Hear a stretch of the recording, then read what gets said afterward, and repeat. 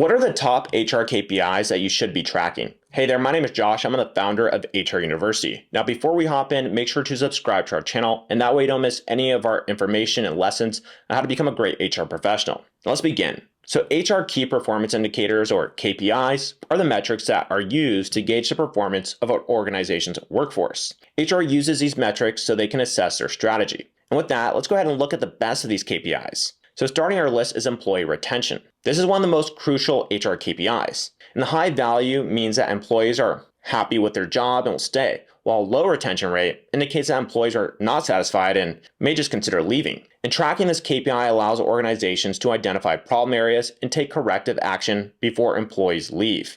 And you can measure this key performance indicator by tracking various HR metrics with the help of talent management programs. And second is employee satisfaction. This is another key metric that HR needs to track. This is an indication of how much employees enjoy their job and how motivated they are to perform well. And this is usually determined by conducting employee satisfaction surveys. You can use software such as Qualtrics or SurveyMonkey and many others to create these surveys and also analyze the results. And the question should focus on the company's work culture, their happiness with their role, and whether they feel valued and respected. And the third KPI is time to hire. This is simply the time it takes for a company to fill an open position. You want to track this metric by recording the number of days it takes to fill an open position. And this KPI is an indication of the efficiency of their recruitment process. Now, a long process might prompt you to review whether the job description is clear or the skill set you're looking for is reasonable. And fourth, recruitment costs. This KPI tells you how much money the company spends on recruiting new employees. And tracking expenses will help you optimize them. A simple way to track this metric is by dividing the total money spent on recruitment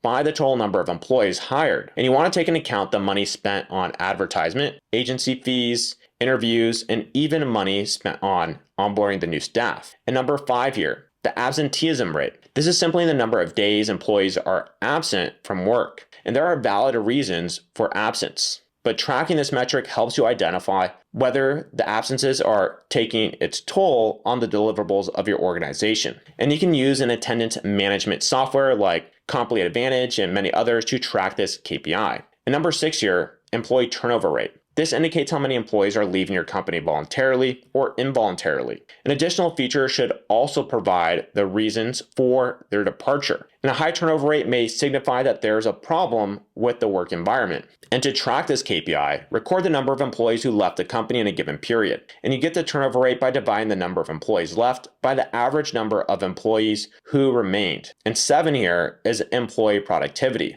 And this measures how much work an employee can produce in a given period. Productivity affects the company's bottom line, and this KPI can be tracked by looking at the number of hours worked and how much work has been produced by an employee. And you can also supplement this by tracking computer activity using software such as Asana or something called Terramine. And again, many other tools that do this as well. And identifying productivity allows you to see who's performing well and those who might need guidance. And 8, we have training effectiveness. You want to track the effectiveness of your training programs to see if they are yielding the desired results. And training is an essential component of any organization. You want to make sure that it is worth the investment. And you can track this KPI by assessing the number of employees who completed the training and how much they learned from it, and then tying it back to their performance. And you can use surveys to get some of this feedback. And 9, we have benefits administration. Benefits and perks are normal, but you need to see whether they are meeting the needs of the workforce. And if not, well, this has potential to affect all other KPIs, especially retention. So you can track this KPI by employing self-service portals, which allow employees to check their benefits anytime.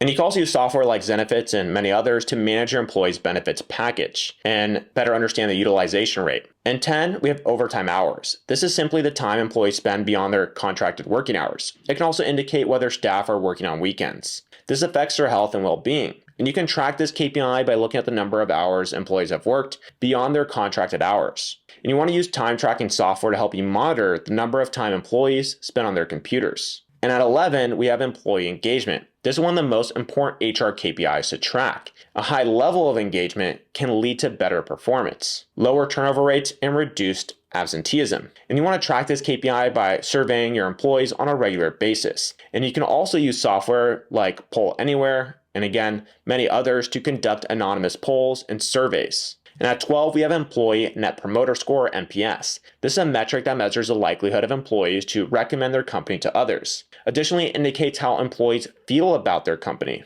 And a high NPS score is an indicator of a strong company culture. And you can track this KPI by surveying your employees and asking various questions about the company. And the measure comes from subtracting the percentage of employees who will recommend your company from the percentage of those who won't. And this metric can help improve your company culture, making it more attractive to potential employees. And at 13, we have 90-day failure rate. This measures how many employees are leaving the company in their first 3 months. It's indicative that there is something wrong with the recruiting process or that the company culture is not for new employees. And you want to look at why they're leaving, and it'll help you figure out what you need to improve. And you want to track this KPI by getting the number of people who have quit within the first 3 months and dividing it with total recruitment numbers. And at 14, we have training costs per employee. And this metric tells you how much you are spending on employee training. This also includes expenses in onboarding new employees, upgrading their skills, making them more productive, and increasing their performance. And you want to track this metric by dividing the total amount of money spent on employee training by the total number of employees. And this KPI can help you decide whether to invest more money in employee training and even assess the effectiveness of your employee training program. And if the cost per an employee is too high, but the performance of your employees are not improving,